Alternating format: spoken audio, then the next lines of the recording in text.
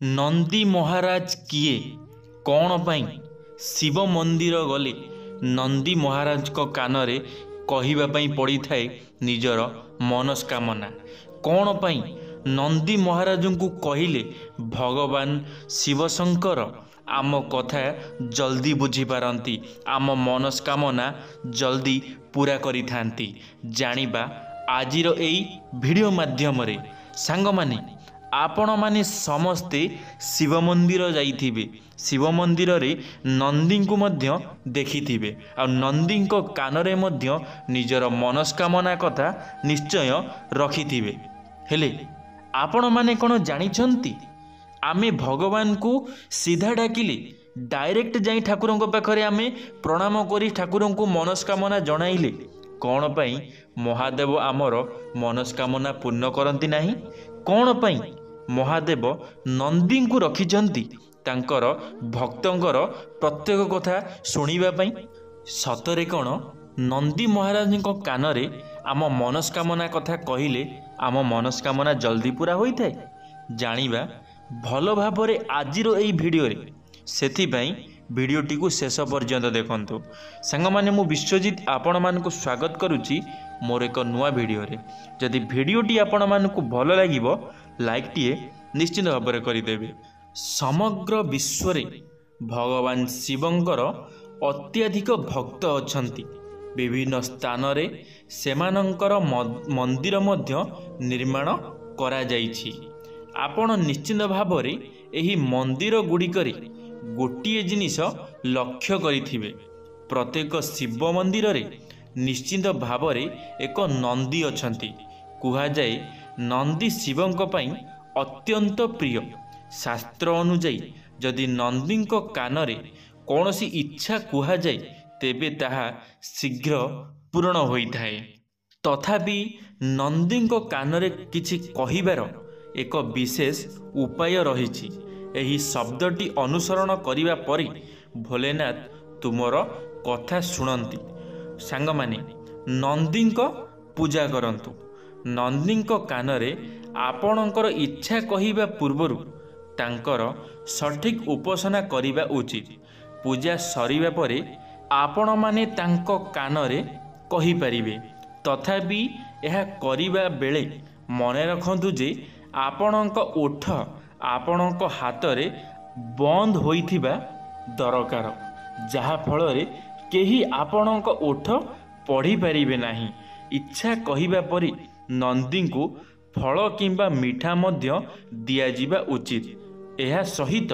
से आपणक इच्छा शीघ्र शिवंक निकट रे पहुंचांती द्वितीय रे हेउची कौनसी भूल इच्छा मागंतु नाही जेतेबेले आपण आपणकर इच्छा नंदी कान रे कहंती मने रखंतु जे आपणक इच्छा भूल होई नथिबा जरूरी अटे अर्थात आपण कौनसी खराब इच्छा मागिबा उचित नुहे जदि आपण कौनसी खराब इच्छा मागंती तेबे शिव आपणक उपरे क्रोधित होई पारंती तापरे लाभ पाइबा परिवर्ते आपणको क्षति सहिबाकू पड़ी पारे सेथिपाई केबे भी कहार खराब चिंता करंतु नाही नचेत आपणक सहित खराब हेबाकू अधिक समय लागिब नाही सांग माने एहार माने नुह जे आमे नंदी कान रे आम मनस्कामना जणाइबा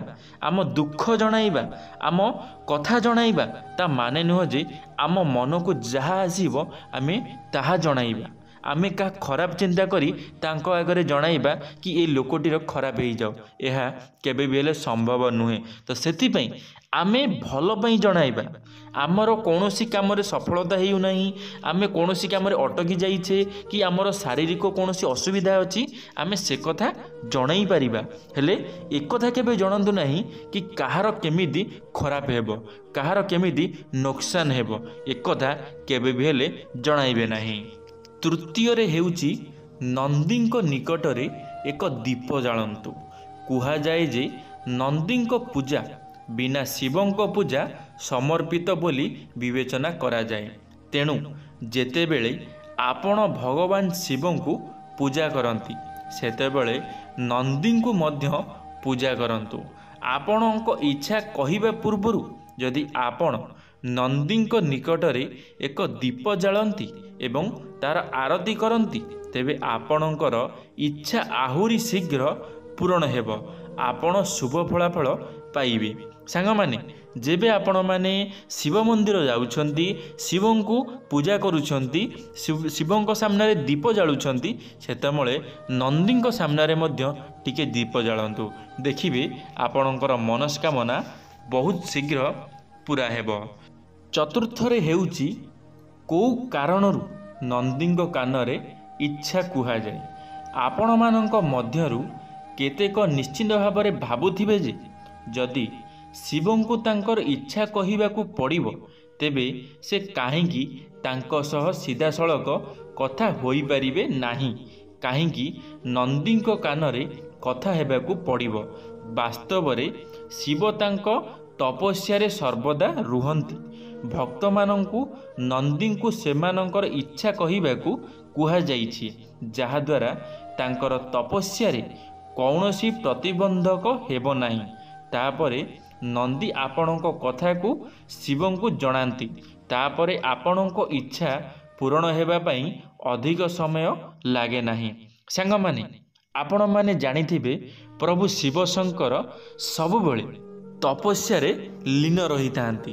ସେଥିପାଇଁ ସେ ଚାହାନ୍ତି ନାହିଁ କି ତାଙ୍କର କୌଣସି ଭକ୍ତ ତାଙ୍କର ତପସ୍ୟାରେ ଭଙ୍ଗ କରୁ ବା କୌଣସି ଅସୁବିଧା ପହଞ୍ଚାଉ। କାରଣ ଆପଣମାନେ ଜାଣିଥିବେ ପ୍ରଭୁ ଶିବ ଶଙ୍କର ହେଉଛନ୍ତି ବହୁତ ରାଗି।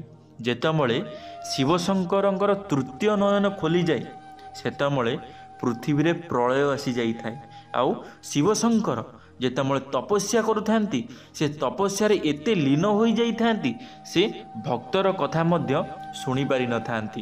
ସେଥିପାଇଁ ସେ ନନ୍ଦୀଙ୍କୁ ରଖିଛନ୍ତି ତାଙ୍କର ନିଜର ବାହନ ହିସାବରେ। ଯେତେବେଳେ ଆପଣମାନେ ମନ୍ଦିରକୁ ଯାଉଛନ୍ତି, ଆପଣଙ୍କୁ ଗୋଟେ କଥା ଚିନ୍ତା କରିବାର ଅଛି, ପ୍ରଭୁ ଶିବ ଶଙ୍କରଙ୍କ ସାମ୍ନାରେ କିଛି କୁହନ୍ତୁ ଅବା ନ କୁହନ୍ତୁ, ହେଲେ ନନ୍ଦୀଙ୍କ କାନରେ ନିଶ୍ଚିତ ଭାବରେ ଦୁଇ ପଦ ଆପଣଙ୍କର କଥା ଜଣେଇକିରି ଆସିବେ, ଆପଣମାନଙ୍କର ଦୁଃଖ ଜଣେଇକିରି ଆସିବେ। ଆଉ ଦେଖିବେ ଗୋଟେ ସମୟରେ ନିଶ୍ଚିତ ଭାବରେ ଆପଣମାନଙ୍କର ଦୁଃଖ ଦୂର କରିବେ ପ୍ରଭୁ ଶିବ ଶଙ୍କର। ସାଙ୍ଗମାନେ, ମୁଁ ଆପଣମାନଙ୍କୁ ଏବେ ଯାହା ବି ସବୁ କହିଲି, ଆପଣମାନେ ଯେବେ ବି ଶିବ ମନ୍ଦିର ଯାଆନ୍ତୁ, ଦୟାକରି ଏହିସବୁ ଜିନିଷକୁ ଟିକେ ପାଳନ କରିବେ। ଆପଣମାନେ ମହାଦେବଙ୍କ ପାଖରେ ଭୋଗ ଲଗାଉଛନ୍ତି, ହେଲେ ନନ୍ଦୀଙ୍କ ପାଖରେ କ'ଣ ଆପଣମାନେ ଭୋଗ ଲଗାଉଛନ୍ତି? ହେଲେ ଯେବେ ବି ଯାଉଛନ୍ତି ଭୋଗ ଲଗାନ୍ତୁ।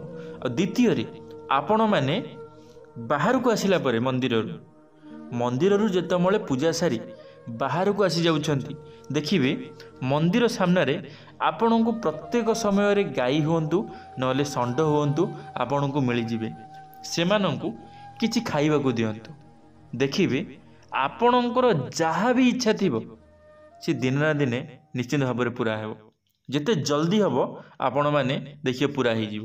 କାରଣ ଆପଣମାନେ କ'ଣ କରିଥାନ୍ତି ନା, ମନ୍ଦିରରେ ପୂଜା କରିକି ଆସିଥାନ୍ତି, ହେଲେ ଘରେ ଆସି କ'ଣ କରୁଛନ୍ତି, ସେଇ ଗାଈ ଗୋରୁଙ୍କୁ ବାଡ଼ଉଛନ୍ତି।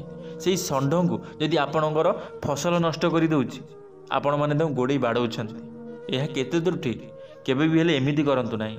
ସେମାନଙ୍କୁ କିଛି ଖାଇବାକୁ ଦିଅନ୍ତୁ। ମନ୍ଦିରରୁ ଆସିଲା ପରେ କିଛି ନିଶ୍ଚିତ ଭାବରେ ଖାଇବାକୁ ଦିଅନ୍ତୁ। ମନସ୍କାମନା ନିଶ୍ଚିତ ଭାବରେ ପୁରା ହେବ। ଧନ୍ୟବାଦ ସାଙ୍ଗମାନେ, ଭିଡ଼ିଓଟି ଶେଷ ପର୍ଯ୍ୟନ୍ତ ଦେଖିଥିବାରୁ ଆପଣମାନଙ୍କୁ ଅଶେଷ ଅଶେଷ ଧନ୍ୟବାଦ। ଆଶା କରିବି ମୋର ଏ ଭିଡ଼ିଓଟି ଆପଣମାନଙ୍କୁ ନିଶ୍ଚିତ ଭାବରେ ଭଲ ଲାଗିଥିବ। ଯଦି ମୋର ଏ ଭିଡ଼ିଓଟି ଆପଣମାନଙ୍କୁ ଭଲ ଲାଗିଥିବ, ଲାଇକ୍ଟେ କରିଦେବେ, ସାଙ୍ଗମାନଙ୍କ ମଧ୍ୟରେ ସେୟାର ନିଶ୍ଚିତ ଭାବରେ କରିଦେବେ। ଯଦି ଆପଣମାନେ ଆମ ଟକିଂ ୱାର୍ଲ୍ଡ ୟୁଟ୍ୟୁବ୍ ଚ୍ୟାନେଲରେ ପ୍ରଥମ ଥର ପାଇଁ ମୋ ଚ୍ୟାନେଲଟିକୁ ସବସ୍କ୍ରାଇବ୍ କରିଦେବେ। ଧନ୍ୟବାଦ ସାଙ୍ଗମାନେ। ଜୟ ଜଗନ୍ନାଥ, ଜୟ ମା ଶାରଳା, ଜୟ ଶ୍ରୀକୃଷ୍ଣ।